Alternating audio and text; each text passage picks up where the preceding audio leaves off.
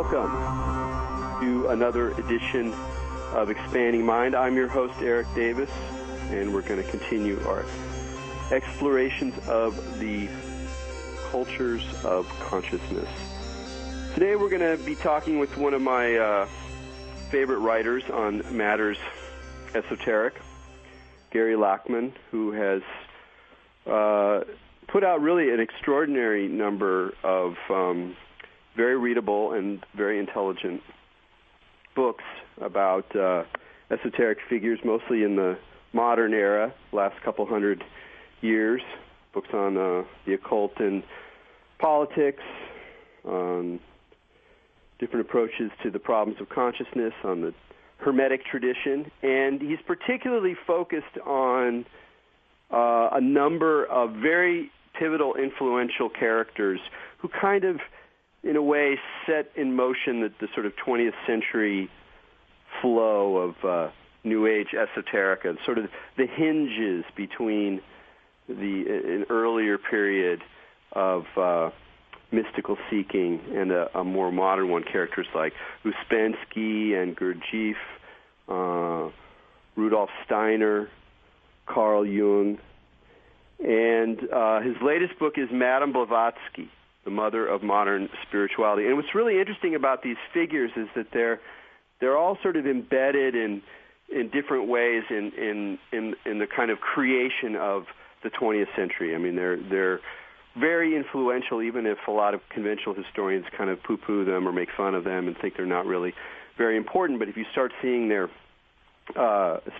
influences, particularly on art as well as spirituality, on some of our basic ideas about how our bodies work, about where the mind is, you start to see that there's a really incredible resonance here. So it's quite a nice work of archaeology that Gary's been doing, and I'm really happy to have him on the show again. But first we're going to talk with our co-host here, Maja Daou. Maja, how you doing?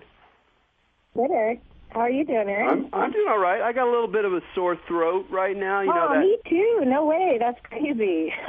that winter nasty thing. But, I'm feeling kind of good about 2013. It's kind of a weird number, though. Like 2013, it seems like, 2012 had this sort of roundness, and leaving aside all the brouhaha, it just had a kind of nice feel as a number. And I don't know about 2013. It feels sort of odd, but, that's what's happening. It's a little awkward. Right, it's a little awkward.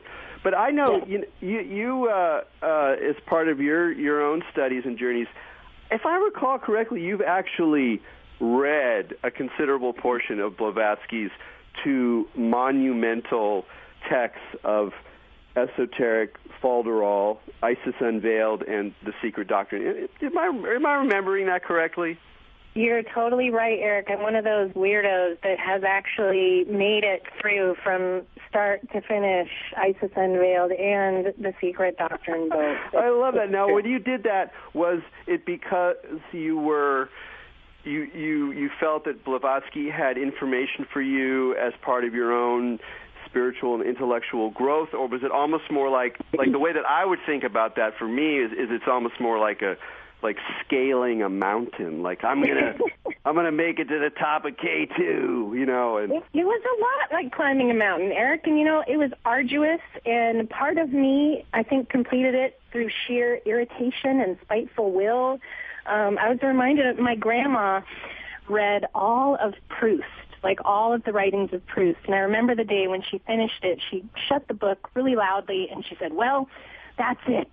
I'm done, God damn it," and was just like, that was kind of how I felt when I finished the final page of The Secret Doctrine. Because part of it, she would make me mad in a lot of The Secret Doctrine. I would get infuriated with Blavatsky because she's so opinionated and would just say these things. And, of course, there's so much wisdom and great stuff. So, yeah, part of it was a spiritual endeavor. But then she also gets, really into facts and history and logically traces these things back. But then she also, really is vehemently opinionated on which sources she agrees with and which ones she doesn't like. And, so just following through it, I would just get frustrated and elated and confused and all of those things at once.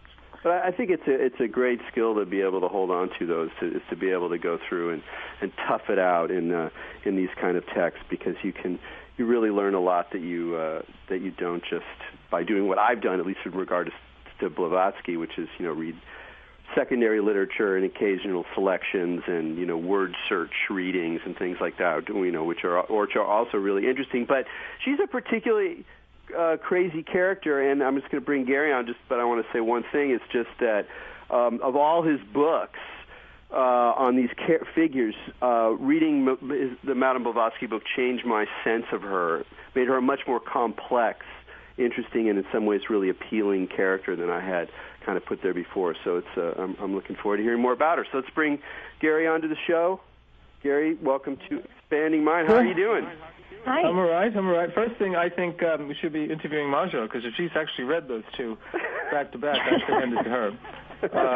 I can't say I have. I've read huge chunks of them, but I'm much more in Erik's camp. So you went for the gold. I know this. So it's quite a congery of experts here. So I think I want to start. Sometimes I think we dive deep in this show too quickly, and I really want to kind of set it up a little bit, because the more I read about Theosophy, the movement that Blavatsky co-founded, and the more I recognize how incredibly influential this stuff is on the 20th century culture, and not just spirituality, though particularly spirituality. And I just wanted you to riff a little bit about how, especially after doing the research for the book and writing with the book and wrestling with a lot of really tricky material, a lot of contradictory, complicated viewpoints, how you've come to sort of see her and see Theosophy in terms of its kind of larger import, like why we should care, that kind of classic question. But really, I think that's what I tried to do in the book. Was in a way, it's not so much about Theosophy, which obviously it is, but it's more about her and her as, I guess, a cultural phenomena, because she was one of the most remarkable women of the 19th century. I think she was one of the most remarkable women, period. And then also so much of what the alternative world in the West in the modern period, the last 50, 60 years or so, has been preoccupied with, pretty much came out of her ample bosom, I would say, in many ways.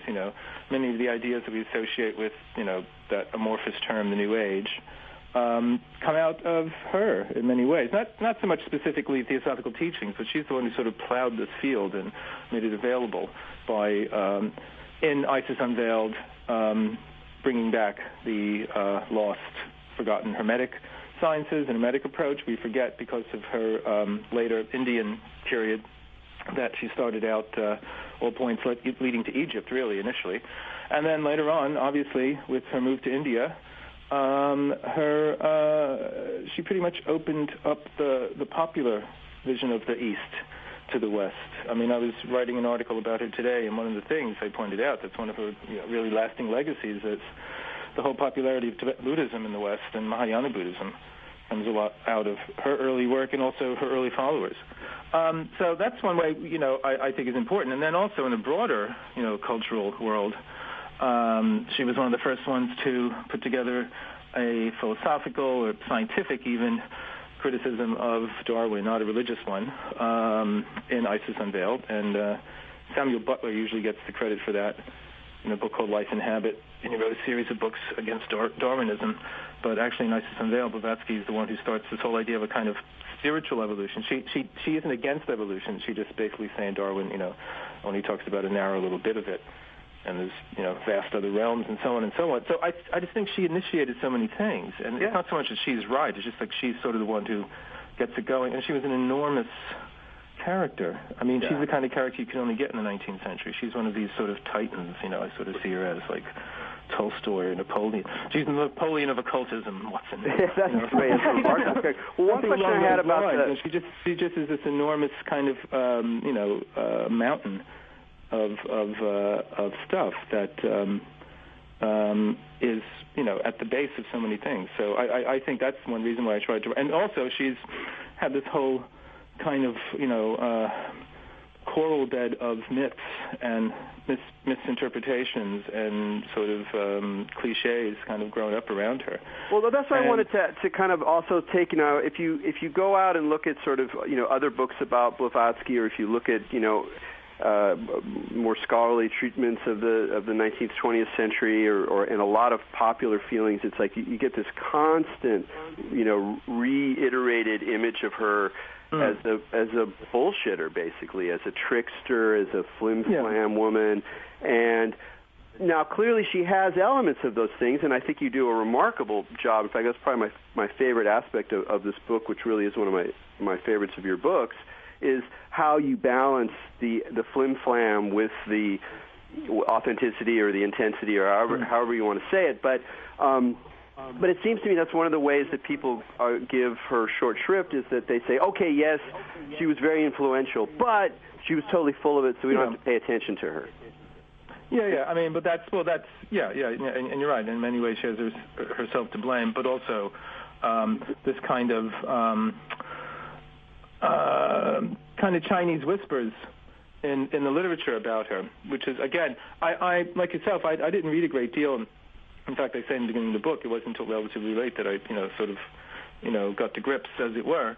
And yes, you read all these kind of accounts, and it's the usual thing, and then you realize, oh my God, okay, most of that is based on this particular, account, which is actually quite dubious, and that story is based on this, and then you sort of see, not to say that there's nothing in any of the things, and as you say, she was a trickster, for the sake of a better word, and, she wasn't averse to, a little, underhandedness when necessary.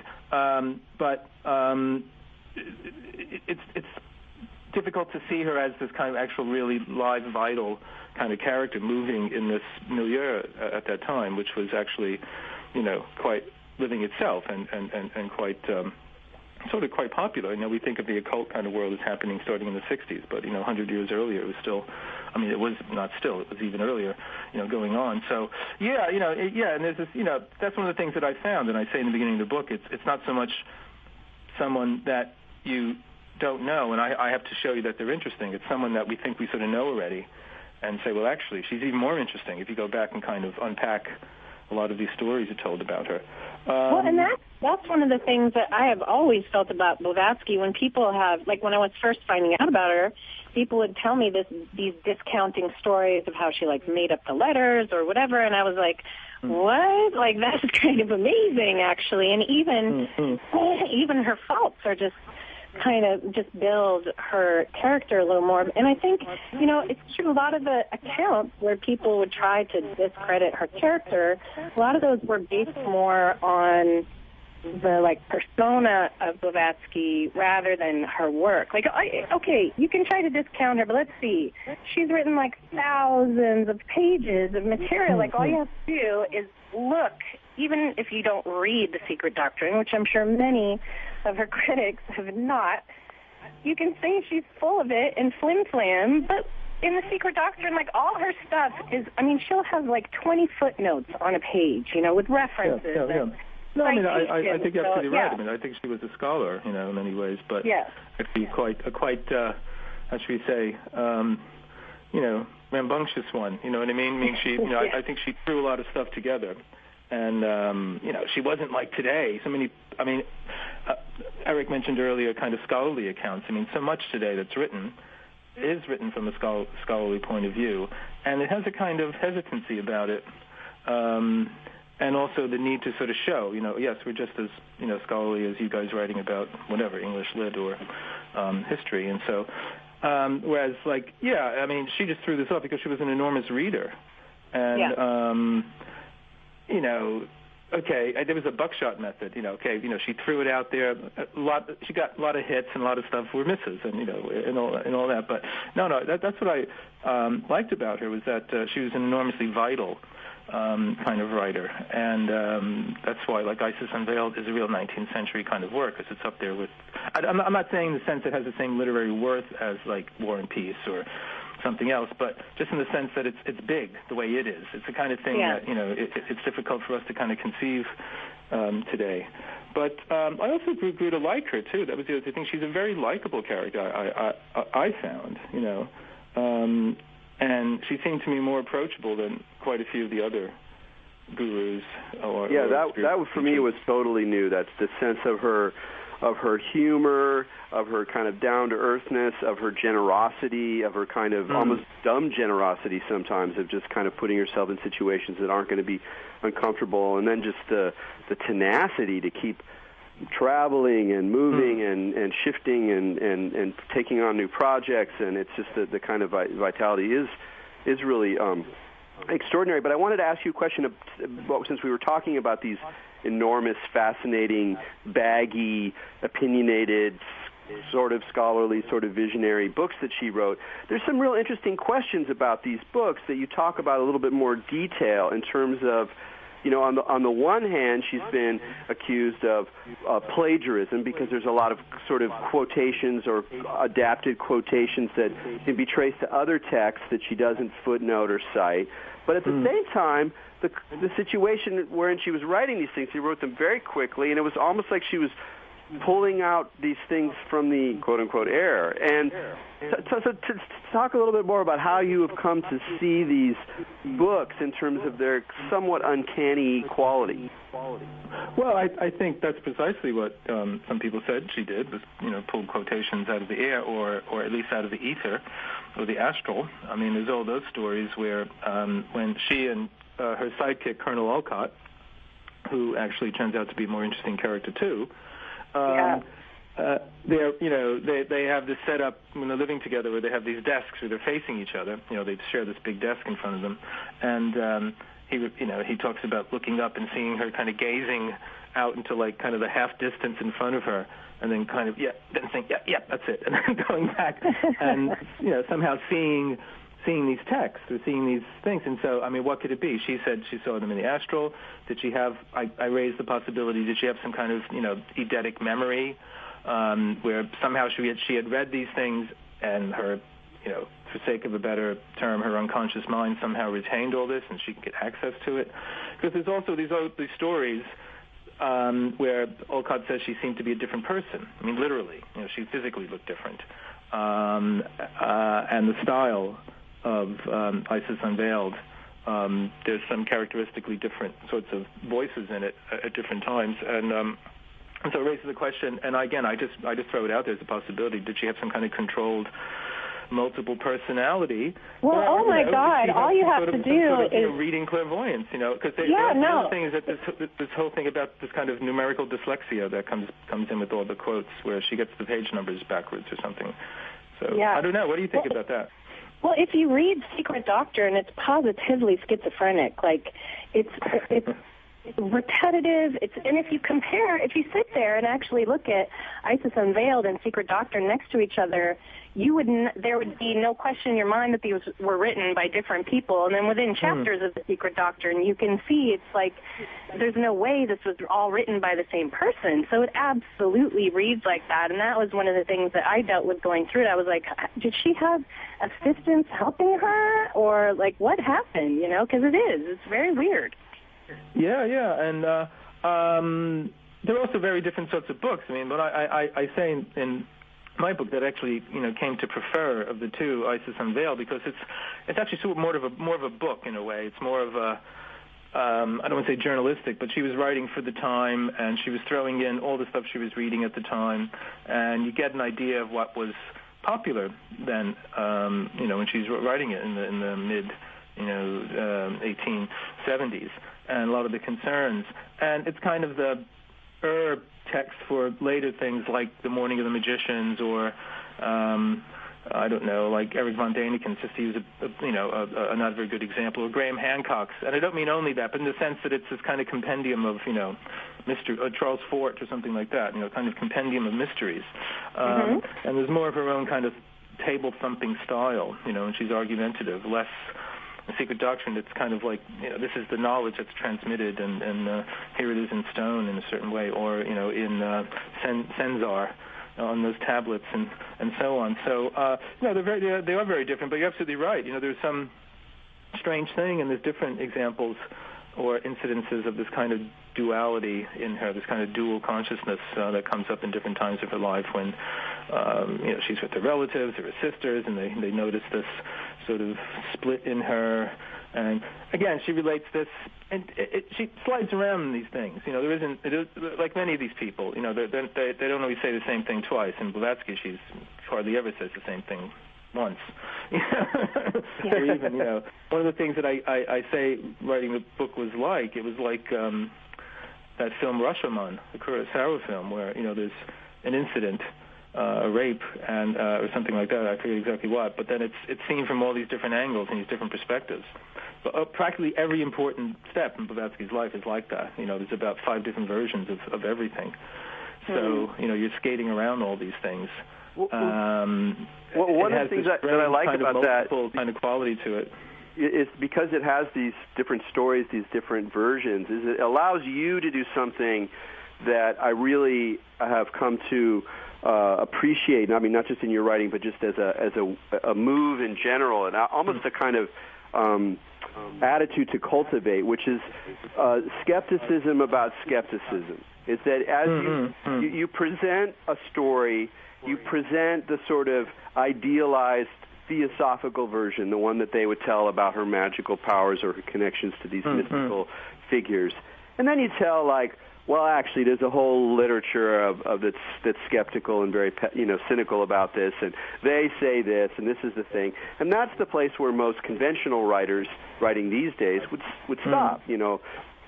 Okay, Blavatsky, this is the claim. Clearly, she was lying and was using some trick, and then you go, well, actually, there's some real problems with this account, too, because these guys are biased and they're actually based on bad... That's me a headache, at times, because I thought, well, I have to decide about this?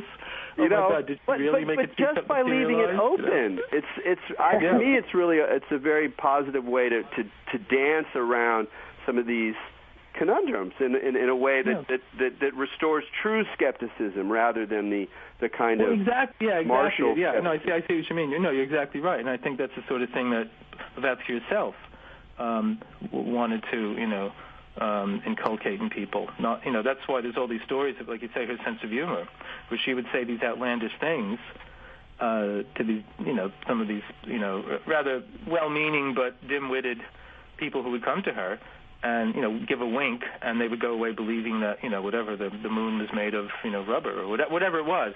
There's a story where in later life, when she's in London, she tells one of her sort of persistent kind of followers that, the Earth was made like a dumbbell, that, at the North Pole there was like a kind of bit sticking out, and there was another Earth, a copy of it, a second Earth attached to it.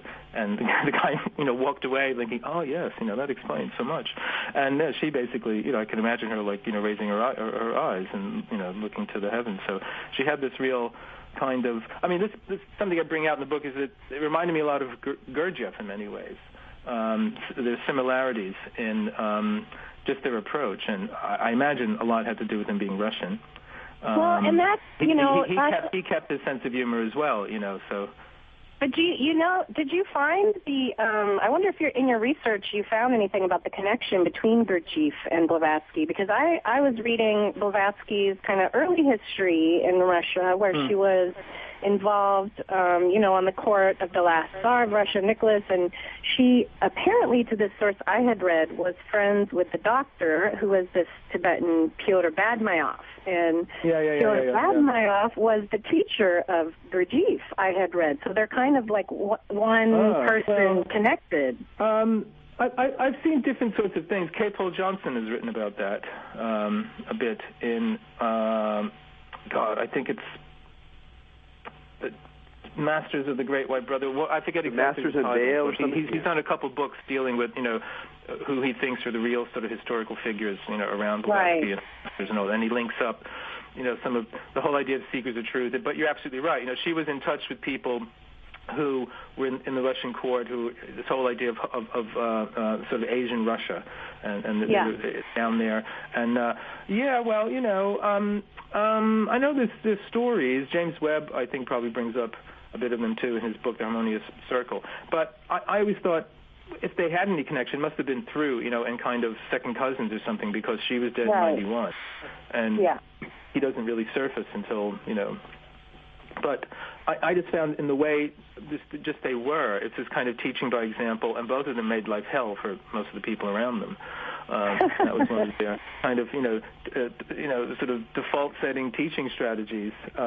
And you get the same sort of thing where, G.R.S. Mead and Countess Wachsmeister and these other people who were with her in the last days basically saying, yes, come on, God, my God, she was in pain, but it was the best time of my life to be around her. They both felt so alive and so somehow motivated, So again, there's a whole thing too. There's a difference between Blavatsky and Theosophy, and then the Theosophical Society. It became something else after she moved on.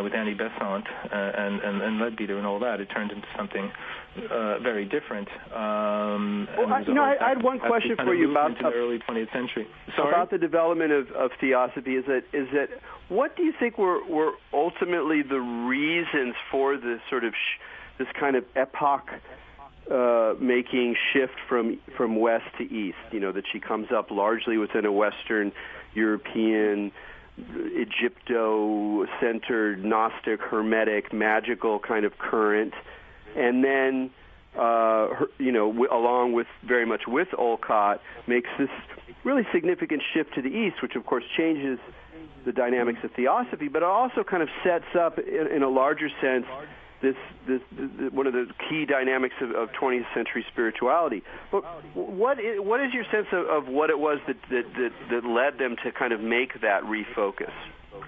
Well, I think with Blavatsky, the whole idea was that her masters, her teachers were from the east.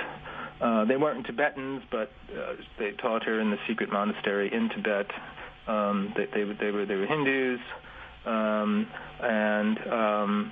so that was always there, and at the same time as she was writing about writing from a Hermetic, sort of Egyptian Western esoteric perspective. There were elements of Hindu beliefs and so on and so on, but certainly not as much as later on. But I think there were a few different things. K. Paul Johnson suggests there were earlier ties that she had made in her travels in India that seemed a good idea. Things sort of hit a lull in New York. There was some initial excitement after the Theosophical Society was founded in 1875, and then when Isis Unveiled comes out and it's a bestseller, there's a lot of news, there's a lot of stuff, and then they kind of hit a doldrums. And they made this weird decision to join up with this Hindu, sort of fundamentalist group, the Arya Samaj, and they somehow, for a while, convinced themselves that the Swami involved with that was, in league with the masters. They later decided that was a mistake, but then this facilitated this move out there. And I don't know. I think there's a lot of different things, but surely you're absolutely right. Blavatsky and Olcott were almost, I want to say single-handedly, what would you say, quadruply-handedly, double-handedly responsible for sort of igniting, what we think as this kind of popular Buddhism. And not only in the West. They brought Buddhism to Buddhists. This is one of the amazing things about Olcott, is that Colonel Olcott, he sort of found himself when he and Blavatsky went to India. One thing he discovered that he could heal on a trip to Ceylon, or Sri Lanka now, Ceylon. He discovered that he had healing powers, and then also he became really involved with the local Sinhalese, Buddhist community, who were being oppressed in many ways by the Christians and the Christian missionaries, and actually didn't know anything about their own religion. And he wrote this Buddhist catechism that became, a national bestseller. There's streets named after him and train stations, and there's a stamp, and I think some notes, some money. But he brought Buddhism to Buddhists who didn't know about it. So there's a remarkable thing there. Whatever you think about Theosophy and all that in itself is really quite an achievement. But yeah, they certainly opened it up. And I guess in one sense, Blavatsky sort of, whether she thought this on purpose, she fulfilled that kind of motif of East meets West. Because then she returned to Europe. After the scandal and all that they talk about in the book, where the whole idea that she's a fraud comes out of this particular incident there and all that. But then she's this wandering mage in Europe in the late 1880s, where she's finishing writing The Secret Doctrine and all that, has made the crossover, has gone to the East and brings the wisdom back, and then, she's actually instrumental in that. So, but that was her mission in a way, sent out by the masters to, stop the seemingly, irrevocable slide of the West into materialism by bringing some of the wisdom of the East. Well, this is a great place to stop. We're going to take a break right now, and we're talking with Gary Lachman on Expanding Mind with Erik Davis and Majid Daou, and we'll be right back after this.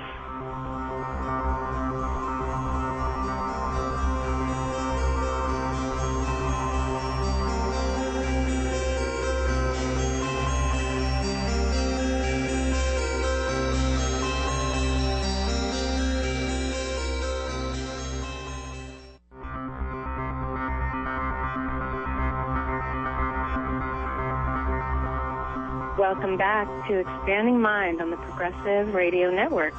This is Majid Daou, and we're here with Erik Davis, speaking with Mr. Gary Lachman, one of my favorite occult writers, for his perspective and point of view that he puts in there. And if you don't know, he's just written a book on Madame Blavatsky. And I know we've been talking a lot about Madame Blavatsky, but maybe for those who have never heard of her and don't know anything about theosophy, one of my favorite things to just put her into context was that she was a woman, this huge woman who was, I don't even know how much she weighed, maybe you know exactly, but it had to be over 300 pounds, who smoked big cigars, ate tons of meat, was irascible, maybe almost on the level of Marquis de Sade in her obstinacy. And it was a female writing these books, which at the time she was doing it, I don't even know what women were writing about then. Maybe there was some women writing about Victorian England, what's proper with manners and stuff. And then you have this Russian bull of a woman expounding on science and religion and philosophy and putting out these volumes and traveling all over the earth. It was unheard of at the time. So, I was wondering if you could just maybe share with us one of your favorite kind of character stories of her to give people a little idea of her nature. Well, Blavatsky essentially was this enormous character, both in actual, her physical body, but also in her soul and her spirit, and as Erik said earlier, her generosity. And one of the stories that she tells is that during her Wanderjahre, these years of traveling, at one point she is told by the masters, basically, to leave Paris and go to New York. And so she's got a first-class ticket. She comes from a noble family, not the major aristocracy, but certainly, she's certainly from nobility, and she knows how to, she's lived well, and so on and so on. And so she's got a first-class ticket, and just as she's about to board the ocean liner, she sees this woman and her children, and they're crying, and it certainly looks like trouble. And so Blavatsky goes over and asks what happens, and the woman, what has happened, and the woman tells her that the tickets that they bought off this, sort of travel person in their wherever they came from turned out to be no good. He tricked them, and they spent all the money they had, and they can't get on the boat, and her husband, their father, is waiting for them in the New World, and so on. And so Blavatsky says, "Come with me," and all of them troop off to the ticket office, and she exchanges her first-class ticket for 4 in steerage. And so she's already been around the world a couple times. She's been to Tibet. She's been in and out of, sort of mystical societies and Masonic groups and, secret religions and the temples and the pyramids and all that. And she comes across the Atlantic like every other immigrant was coming from Europe to New York. And it wasn't Ellis Island then. I forget exactly where it was. It's somewhere. It was down in the Battery. New York where she would have got off. But she got off, so she spent, whatever it was, the 2 weeks crossing the Atlantic, or however long it was, down in the hold with, all the immigrants coming from Italy and Germany and Ireland and Poland or wherever, and so on. When she arrives in New York, she doesn't have a penny, and she winds up living in a women's hostel down on the Lower East Side. And she quickly becomes this kind of den mother to these people living in this place, because as I said, she's this enormously vital character. And there's this kind of picture of her sitting in the kind of general room of this boarding house where she was staying, rolling interminable cigarettes. She was always rolling cigarettes and telling stories about her adventurous life. So I just like that. I like her entree into destiny, as it were, because it's in New York that she meets Colonel Olcott, and then they, in the East Coast at least, and they found the Theosophical Society, and then she becomes, the Madame Blavatsky that we know today. But it was a rather humble, entry into destiny. So I just I was on Twitter asking folks if they had any questions for you, and one from Collie's Child just asked, and in a way you've kind of answered it, but it's sort of the straightness of the question is good. Just whether you think that Blavatsky really invents the New Age. Well, it's. What do you mean by invent? I don't think she sort of thought, sat around and said, okay, I'm going to do this. But, certainly, in a very simple sense, yeah. I mean, as I said, all of the kind of things that much of the New Age thought or milieu or philosophy is occupied with, more or less kind of begin with her and the Theosophical Society and Isis Unveiled and all of that, and later into the Eastern teachings. But I think she also kind of implanted this grassroots hunger for some kind of more direct spiritual contact with the spiritual reality, and some kind of knowledge where, she was very dubious about the church. She's equally dubious about science, and the same kind of science we have today, hardcore materialist reductionist science. And she was also dubious about a great deal of occultism at the time, especially spiritualism, which she thought in many ways was kind of not so much a dark practice, but she was against the idea of mediums being taken over by, these sort of astral entities, and she didn't believe most of them were, the spirits of the dead that they wanted to contact. They were sort of these, what she called kind of astral hobos, these kind of psychic shells that didn't have anything better to do than to pretend to be whoever it was that you wanted to talk to, and so on. And so, in many ways, she brought a rigor and a kind of moral, sense to a lot of this stuff. She was teetotal. She was celibate. One of the things I really liked about her was that she had no interest in taking on occult sort of regalia and titles. And I've been reading a lot about Crowley, because I'm actually working a book on Aleister Crowley now. And he would just slap on, title after title, of showing off his occult kind of pedigree and all that. Like some general who wore all his medals, but Blavatsky was like, she wouldn't have any of that. She didn't care a hoot about any of that kind of stuff. So there's a real kind of down-home camaraderie about her that I liked a lot too. I'm going on and on about this question, but I would say, yeah, in a very real sense, I think she's if she didn't invent it, she was certainly the one kind of set the stage for it. Well, and it seems like part of that, too, is just her ability and role in giving people access to that information. Because, I feel like the New Age kind of consists of people's consciousness becoming aware of these other ideas and kind of occultism. And then, unfortunately, a lot of it gets a little undisciplined and watered down and stuff like that. But whereas Blavatsky kind of had the rigor and, went to these places and did all this research and practiced the stuff and got involved, because she made it easy for people to get the information from her, then these other people didn't investigate it as much and kind of took her things and then, are a little lazy with it. Yeah. Well, I think like any other, seminal thinker, people come after you, and sort of start, with your whatever part of your work they're focused on. They start with that, and then it spreads out into different areas and all that. So, but again, the sort of stuff that's we take for granted now. Any major city has one or two New Age bookshops or places where you can get all the kind of paraphernalia you need, and there's yoga centers and alternative health centers and all that. I mean, that's okay. Maybe 30, 40 years ago it wasn't as prevalent, but even back then, it wasn't that hard to find. So, but 100 years ago, it was. So I think her, as you say, making this stuff available, and she had a very democratic approach to it too. This is another part of her that I like. She's got a very, it's easy word to use, but sort of democratic. I don't want to really say egalitarian, but in the sense of like basically everything is just kind of open and it's there for everyone to use, and there's a real kind of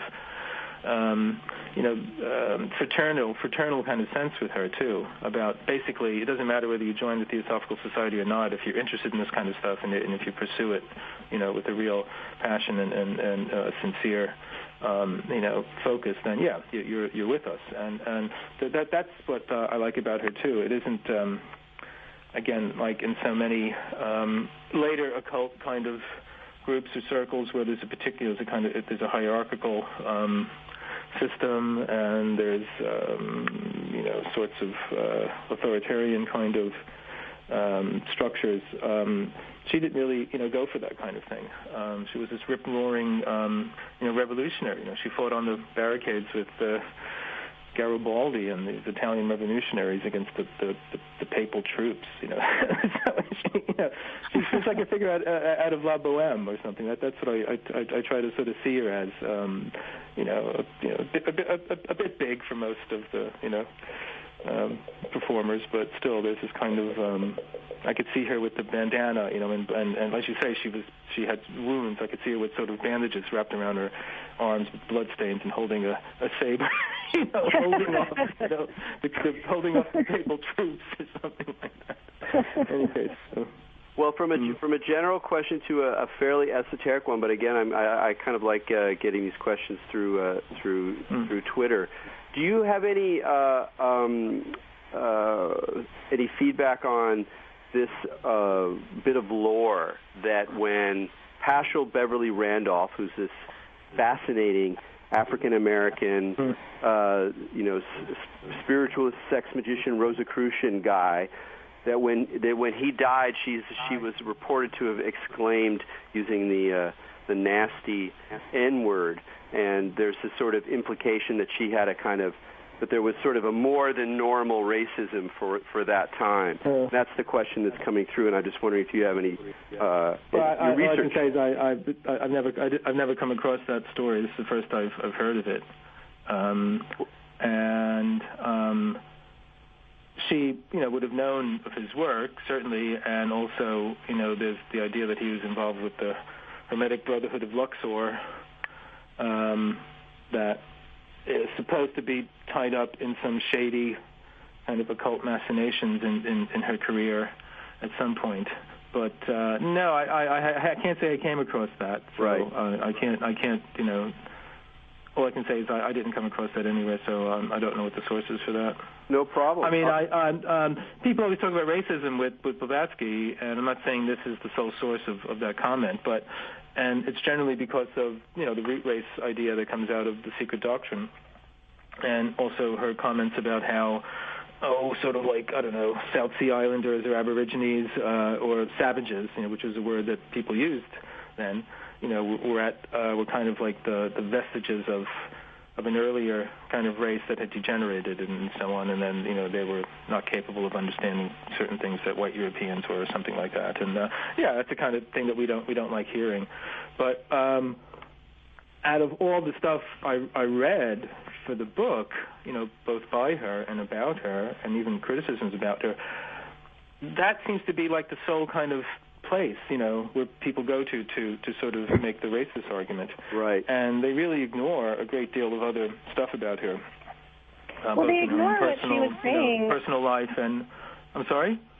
they ignore what she was saying about races too. I mean, like you said, exactly. a lot of them are. But if you read, it's the sort of thing. A lot of people. I make a comparison between her and Nietzsche because a lot of the things are very similar. Because Nietzsche used to be, the Nazis, packed all the troops off with a copy of Thus Spake Zarathustra in their backpack, in their rucksack.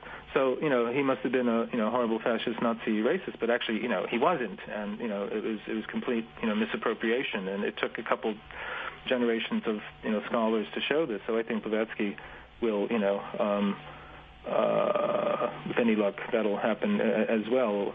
And it's so frustrating. I don't recall her saying, anything like that, at all, really. And again, I remember her saying things about how, feeling, a lot of sympathy for the blacks in the South of America, and where she came across it and all that. So there does seem to be more of a kind of sympathy with, the underdog. All right. Well, that's good to hear. I mean, that's reassuring. I have there's a couple others that are just about around the same theme, and in a way we've already brought it up, but I'd love to have you kind of reflect a little bit more on it. Is that because it's clear that she was willing, that like Gurdjieff in some ways, that she was willing to be a trickster, be expedient when it was called, if you don't want to say bullshit, then at least sort of fill it in with performance, with public radio, tricks. Erik, how can I say that? Sorry.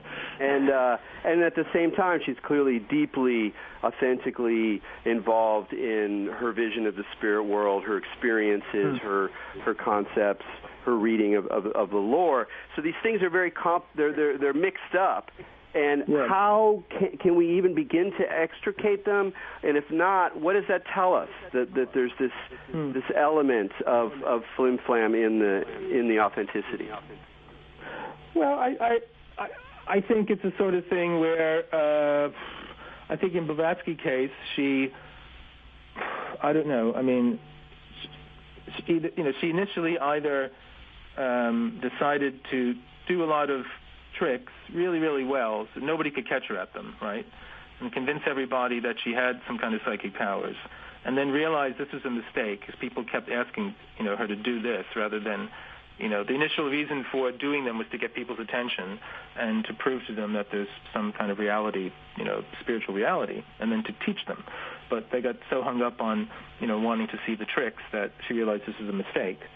And then, kind of backtracked. Or, she was able to do some things and other things at different times just to kind of, fulfill the expectations about her, played around with. I myself in the book, I don't say, okay, here's where she tricked and here's where she didn't. I'm basically honest. I try to figure out, how could she have done this, right, given the conditions at the time, where they were. And I couldn't come up with any way. But I'm willing to think, maybe she could have, because the alternative seems absolutely incredible, that she managed to materialize a teacup or something, whatever it was. But I think often, sort of the positive side of it is when it's a kind of teaching tool. This is the sort of thing where she has people around her, that are expecting some kind of thing, and then she sort of does it to sort of show them in a way that this is kind of pointless, or, to sort of upset their expectations of things in some ways. So, Gurdjieff in many ways was more straightforward in the sense of he was going to fleece the hucksters. If they were not made to be sheared, then the Lord should not have made them sheep. Sort of idea. And so, and there's a kind of wholesome good-naturedness about it. There isn't a kind of we like him, he's this lovable rogue, and she's sort of like that too, but it's rarely ever to sort of pull the wool over somebody's eyes in order to gain. It's usually, because that's another thing too, she didn't make any money from this, she never made any money from any of the kind of psychic things that she did. It was her own writing. She supported herself through journalism and writing most of her life. So she didn't, it wasn't as if she was pulling a fast one in order to make a quick buck. I'm willing to give her the benefit of the doubt that people around her benefited by this atmosphere of, what do you want to call it, mystery, uncertainty, ambiguity, strangeness, that put things out of put things slightly out of kilter. And again, Maja is saying saying she was irascible. She was, absolutely that. She was exasperating. But people loved her for it. So she must have been able to create this kind of electric atmosphere.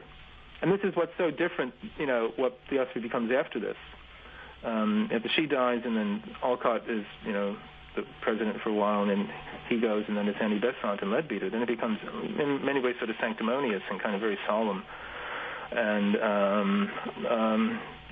dreary, Sadly, I'm sorry, for those Besant, Leadbeater Theosophists out there who are listening. I'm sorry to say that, but that's what it seems like. Certainly after, the sort of sparkling, effervescent character of HPB.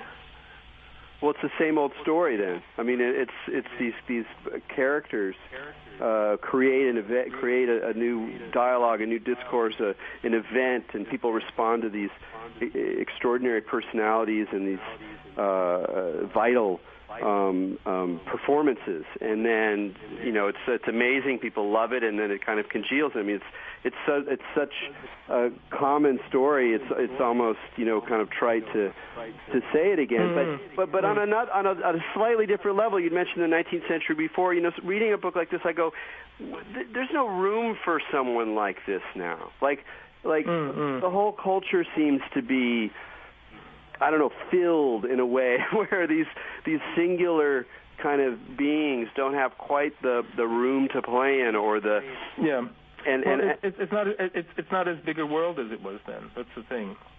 You could still talk about mysterious Tibet and the Dark Continent and all that. So nowadays you can go there. You can get a lastminute .com to Kathmandu, I'm sure. So it's a different context. So yeah, no, you're absolutely right. In a way, that's sad because it's sort of there's no adventure anymore.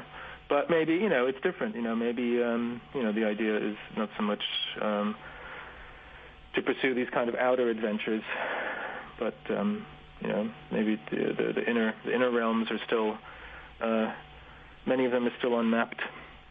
And you're writing about Crowley now.